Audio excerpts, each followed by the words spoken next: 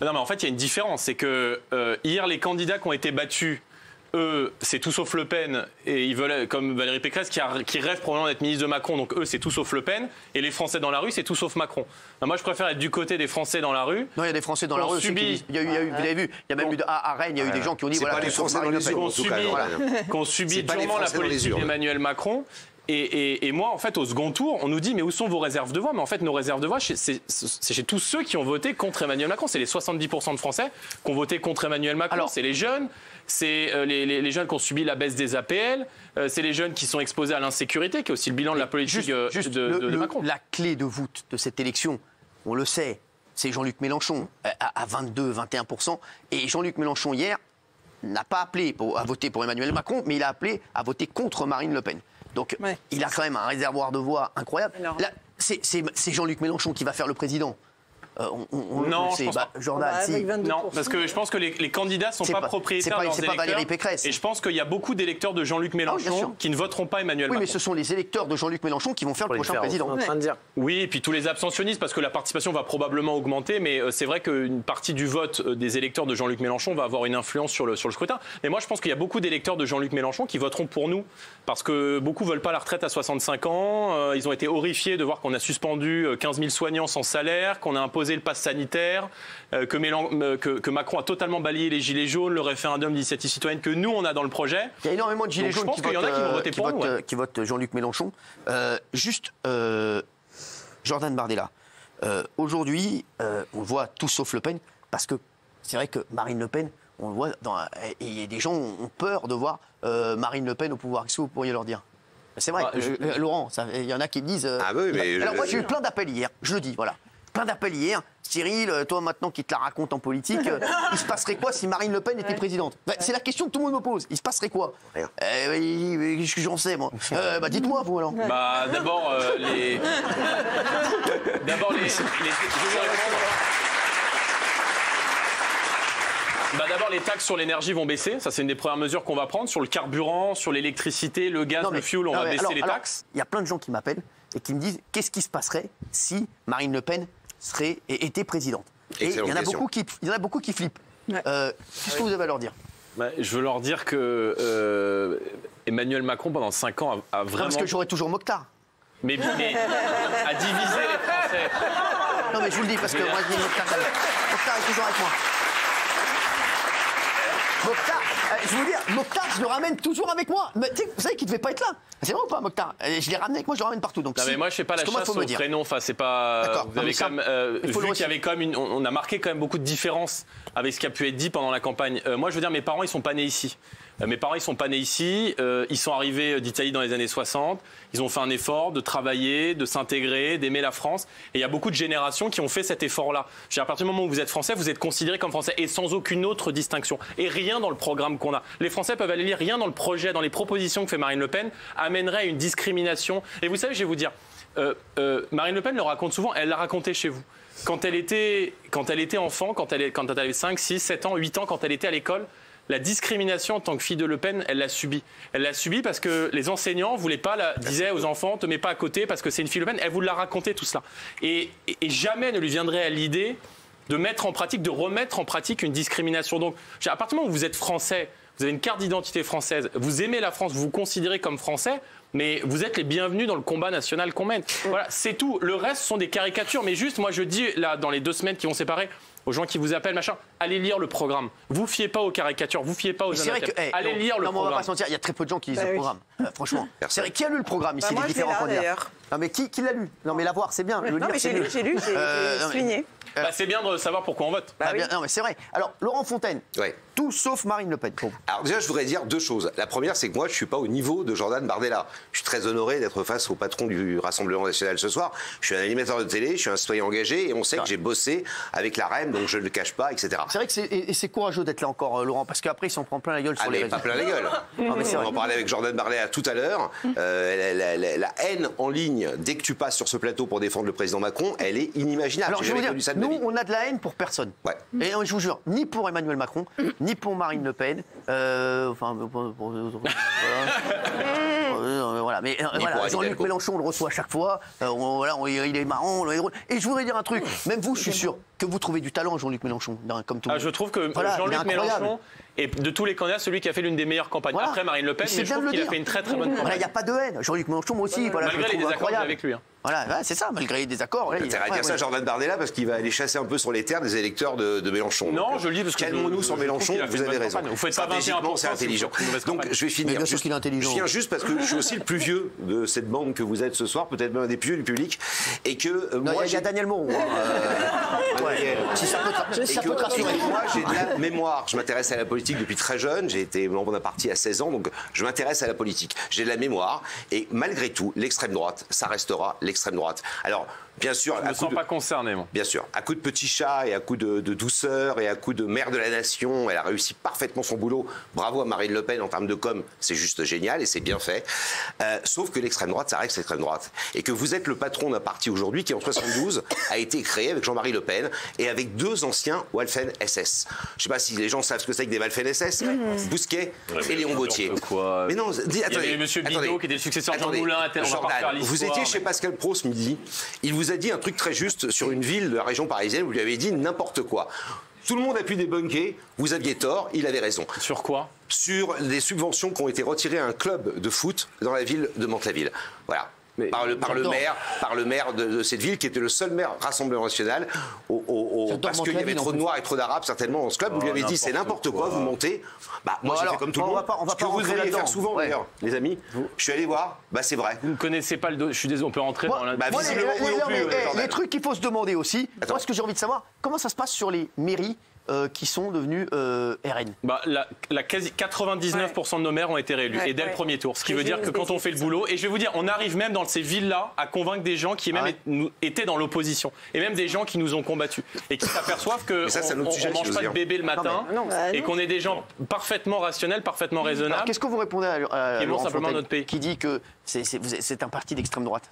Mais je me sens pas d'extrême droite. Oui, mais je vous dis pas que vous êtes d'extrême droite. Le Rassemblement national, quand il y a un Français sur deux qui au second tour vote Marine Le Pen, dans les intentions de vote, vous pouvez pas dire qu'il y a un Français sur deux qui est d'extrême droite. Vous vous rendez compte qu'il y a encore quelques jours, Marine Le Pen et Éric Zemmour. Mais qu'est-ce que vous nous reprochez concrètement? Je vais vous dire, je commence par ça déjà. Qu'est-ce qui se passe? J'ai dit l'extrême droite, pour moi, c'est l'extrême droite. Je vais vous poser la même question. Laurent Fontaine, qu'est-ce qui se passerait si Marine LePen était présidente? Alors ça, c'est la vraie question. Mais c'est la question qu'il faut lui poser à lui. Non, mais concrètement, vous nous faites peur en disant. Donc concrètement, vous me reprochez quoi? Il y a beaucoup de gens d'origine étrangère qui nous écoutent. Vous dites, vous inquiétez pas, on ne changera pas vos prénoms, on ne vous fera pas la chasse. Je suis tout à fait d'accord avec ça. La véritable problématique, c'est qu'elle n'aura pas les moyens de gouverner. Vous pouvez avoir tous les programmes du monde et votre programme, il est là. Personne ne le mettra en place. Pourquoi? Parce que Marine Le Pen sera une présidente. Mais sur quoi? Laissez-moi finir ma phrase et je vous écouterai. Sera une présidente de cohabitation. Elle cohabitera peut-être avec les Insoumis, avec les Mélenchonistes, avec les Macronistes, j'en sais rien. Mais parce qu'elle n'aura pas la majorité à l'Assemblée nationale. Mais pourquoi? C'est vous qui faites les élections? Parce que je vous le dis. Alors, je peux vous dire un truc, Laurent Fontaine. On a dit pareil d'Emmanuel Macron. Je suis désolé. On avait dit pareil d'Emmanuel Macron. Vous connaissiez l'un des ministres d'Emmanuel Macron? Laurent Fontaine, je vous le jure qu'à l'époque, Emmanuel Macron, il sortait. En plus, avoir Cyril contre moi, ça va être dur. Mais non, je suis pas contre vous. Parce qu'on ne peut pas dire des inepties aussi. Tout et on ne parle pas les mêmes choses. Macron, en 2017, il est parti avec un nombre de députés PS et LR qui le soutenaient déjà. Et puis, c'est un candidat centriste, donc par définition, vous savez comment ça marche, les députés, il y a 2 tours. Et bien, au 2e tour, les gens votent plutôt pour celui qui a l'air le moins énervé. Donc, on a une majorité à l'Assemblée. Cette fois-ci, vous ne l'aurez pas. Donc, ça veut dire que Marine Le Pen, qui ne répond jamais à cette question, la retraite à 60 ans, ok, vous la mettez comment? Quand tu es présidente sans pouvoir, quand tu n'as pas de député. Mais qu'est-ce que. Mais vous excusez-moi. Comment vous faites pour avoir la majorité à l'Assemblée? N'importe quoi. Comment vous faites pour avoir la majorité à l'Assemblée? Il y a une élection présidentielle, 5 semaines après, il y a une élection législative. Oui, comment vous faites pour avoir la majorité? Quand vous obtenez en France, dans un pays de 67 millions d'habitants, que vous faites plus de 15 millions de voix, c'est-à-dire que vous accédez à la présidence de la République, vous avez la majorité derrière à 4 semaines d'intervalle. Et pour une raison très simple, c'est qu'il y a beaucoup de députés, notamment des Républicains, de la frange peut-être la plus nationale des Républicains, qui travailleront avec nous. Marine a annoncé que son ministre de la Justice serait Jean-Paul Garot. Jean-Paul Garot, c'est le père du parquet national antiterroriste. Il vient des Républicains. Il a été député des LR pendant 20 ans. Donc on a autour de nous... Ce serait qui son Premier ministre? Non, mais a priori, elle ne peut pas définir son Premier ministre. Mais elle vous le dira. Vous pourriez être Premier ministre? Mais non, je pense que le Premier ministre sera quelqu'un qui viendra de l'extérieur du Rassemblement national. Et juste, on a dit une chose, c'est que c'est pas le RN qui va arriver au pouvoir. C'est important ce que vous dites. Quelqu'un qui viendra de l'extérieur du Rassemblement national. Je pense qu'elle fera le choix. Je suis pas à sa place. Là, on est dans le temps où on choisit le président, on choisit le projet de société qu'on veut. Oui, ensuite, on choisira le Premier ministre qui lui-même fera la proposition. On est respectueux des institutions. Si votre seul argument, juste j'en termine. Si votre seul argument, non, c'est pas mon seul argument, j'en ai d'autres. Ça veut dire qu'on n'aura pas la majorité derrière. Franchement, c'est extrêmement léger. C'est pas mon seul argument. Et vous allez galérer à convaincre une majorité de Français qu'on est en danger. C'est pas mon seul argument. Mon premier argument était l'extrême droite, ça reste l'extrême droite. Ça veut dire que moi, je ne soutiens pas un candidat qui est allé danser avec des néo-nazis en Autriche comme Marine Le Pen. Je raconte n'importe quoi. Oui, vous racontez n'importe quoi. Regardez. Allez sur Internet et regardez ce qui s'est dit. Vous verrez des deux celui qui dit n'importe quoi. C'était dans 2012 et vous le savez très bien. Géraldine veut parler tout à l'heure. Bien sûr. Les néo-nazis autrichiens, vous ne les connaissez pas, le FPO, ça vous parle pas. Va suffire à convaincre les Français. Non, mais donc vous allez nous traiter de nazis pendant. Je ne vous ai pas traité de nazis. Je vous ai dit que ce parti avait été créé par des nazis. Et des gens qui avaient été des nazis pendant la guerre, qui ont combattu sur le front de l'Est avec les Allemands sous le Je pense que le tout sauf Le Pen aujourd'hui, c'est plus audible pour les gens. Attends. Aujourd'hui, il y a 32. Deuxièmement, vous n'aurez pas l'occasion de mettre en place votre programme parce que mathématiquement, et vous le savez très bien, c'est votre plus grande crainte, vous n'aurez pas la majorité à l'Assemblée nationale. Si nous aurons la majorité, puisque vous avez le résultat des élections avant, donnez-le nous et on gagnera. On va aller dans une période d'instabilité. Troisième point important, pardon, mais Marine Le Pen n'a pas la compétence. Et c'est pas moi qui le dis. Elle n'a pas la hauteur de vue. Pourquoi ? Demandez à Philippot ce qu'il pense de Marine Le Pen. Pourtant, il a été son plus proche collaborateur. Elle est nulle, elle n'est pas bonne, elle n'a pas assez travaillé. Demandez à ce que Zemmour Éric Zemmour a dit de Marine Le Pen. Elle est insuffisante, elle est incompétente. Et les Français, ils disent quoi d'Emmanuel Macron? Ils disent pas ça.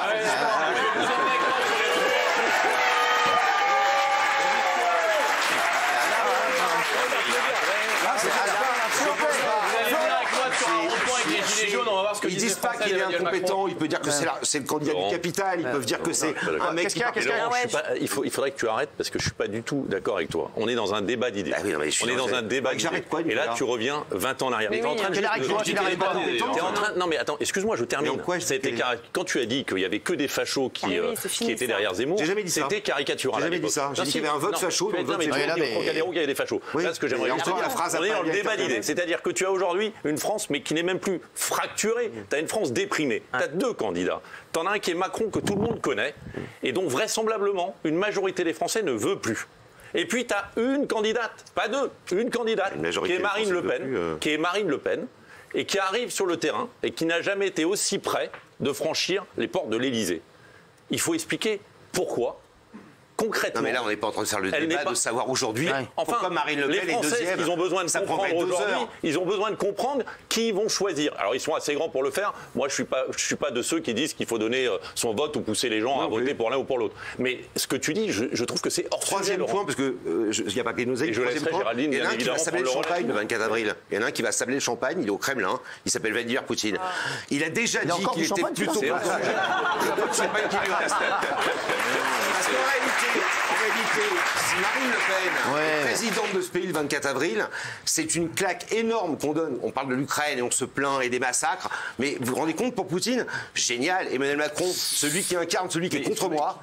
Excusez-moi, qui a Vladimir Poutine toutes les semaines au téléphone? Le président de la République française. Pardon Laurent, mais le tout sauf Le Pen, en fait, ça marche pas. Peut-être que ça marchait avant, mais aujourd'hui ça marche pas. Aujourd'hui, c'est 32% des gens qui votent à l'extrême droite ou à la droite, ce qu'on dit radicale. Donc en fait, au lieu de mettre la poussière sous le tapis en disant ouais c'est des racistes, ouais c'est des fachos, oui c'est un parti extrême, ça ne fonctionne plus. Il faut prendre, à mon avis, à mon humble avis, il faut prendre. Mais c'est parce que ça marche pas qu'on le fait pas. Non mais en fait, ça sert à rien de diaboliser les électeurs. Enfin, je veux dire, il faut prendre point par point le programme de Marine Le Pen et il faut dire ça c'est faisable, ça c'est pas faisable. Par exemple, il n'a pas traité de nazi. Vous vous rendez compte, Jordan, vous venez de dire à l'instant en traitant les électeurs de nazis. Est-ce que quelqu'un a entendu ici que j'ai dit que les électeurs étaient des nazis? Si, c'est la vieille rengaine C'est pour ça que je veux pas que vous soyez à la tête de l'État. Est-ce que vous montez? C'est la vieille rengaine. En fait, vous n'avez pas d'argument sur le fond parce que les Français découvriront la catastrophe que c'est. Ce qu'on va faire, vous nous reprochez. Alors il nous reste une minute. Il n'y a personne qui trouve votre programme sérieux. On va parler mercredi. Nous traiter de nazis, je pense que c'est un peu ringard. Il n'y a personne. Vous avez un peu là vos arguments sans vous faire offense. J'ai traité personne de nazi, je vais répéter 10 fois. Vous continuerez de dire que j'ai traité quelqu'un de nazi et je vais avoir des commentaires.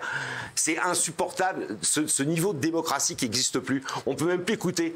Toi-même, tu dis, tu as traité les gens qui étaient au Trocadéro de fachos. C'est faux, Nicolas, c'est faux. Relis ce que j'ai fait, travaille un peu. Alors, Gilles Verdez, très vite, parce qu'il nous reste 40 secondes. Gilles Verdez, très vite. En vous écoutant respectueusement, j'ai l'impression d'écouter quelqu'un il y a 25 ans, il y a 30 ans, quoi. Pour moi, vous êtes complètement déphasé. Vous tentez de diaboliser Marine Le Pen. C'est pas le sujet. Vous n'êtes pas dans l'argumentaire. Vous ne lui répondez pas sur les idées. Quoi qu'on en pense. Elle n'est pas au niveau. En quoi je la diabolise? Mais elle n'est pas au niveau. Elle est au deuxième tour. Elle a une chance de gagner. En quoi elle n'est pas au niveau? Et alors, Trump a été aussi président des États-Unis. Il était juste pas au niveau. Il savait pas reconnaître un pays d'Europe sur une carte. Mais si c'est ça les arguments que vous avez, c'est les arguments Monsieur Macron. On parle d'un président de la République, on parle pas d'un chef des ventes chez BMW. Mais quoi qu'on en pense, vous n'avez pas d'argument. Je son numéro parce que je suis pas loin de chauffer sur un 7.5. Très franchement, il vous a mis KO. Moi, je vous adore. Je veux juste savoir quelle idée vous reste sur tes postures, Gilles Verdez. Non, mais c'est vrai. Et j'espère que le 25 avril, tu n'iras pas pleurer. Voilà. Alors, Florian Silnicki, juste votre analyse là, de ce qui s'est passé. Non, mais. C'est vrai. Non, mais c'est vrai. En une minute. Ce que j'ai trouvé moins intéressant hier, c'est les analyses sociologiques des gens qui ont voté pour Marine Le Pen, pour Emmanuel Macron et les arguments pour Mélenchon. de Jordan Bardella et de Laurent Fabius. Mais c'est gênant parce que moi je ne voterai jamais pour Marine Le Pen, mais je dois dire qu'en entendant Laurent, il a rendu un très grand service puisque comme le camp de Hillary Clinton ou de Obama qui tapait sur Trump en permanence de la même façon avec les mêmes arguments, ils ont renforcé le phénomène Trump. Donc ce n'est pas comme ça que l'on arrivera, si on le souhaite, à combattre Marine Le Pen. C'est pas Laurent Fontaine qui renforcera quoi que ce soit, vous ne me donnez pas autant d'importance que ça, vous savez très bien. Quand je parle de compétences, tout le monde l'a vu en 2017, même ses soutiens étaient effondrés, tellement elle ne savait rien, ses fiches, elle était perdue dedans, elle ne connaît rien à l'économie. J'espère qu'elle a travaillé depuis 5 ans, qu'elle a quand même donc vous n'avez que l'insulte à la bouche, mais elle connaît rien, elle est nulle. Tout le monde l'a vu, les Français l'ont vu. En quoi c'est de l'insulte? Les Français l'ont vu, les Français l'ont mise au second tour et pour l'instant, elle a égalité avec Emmanuel Macron. Donc un peu d'humilité. Il y a quand même un point très important, c'est que dès qu'il y a une femme au second tour, c'est le cas aujourd'hui avec Marine Le Pen, c'était déjà le cas avec Ségolène Royal, il y a ce procès en compétence qui est fait, qui moi me dérange. Sexiste. Parce qu'on ne peut pas attaquer systématiquement la candidate sur sa compétence. Extrêmement sexiste. Vous êtes extrêmement fort.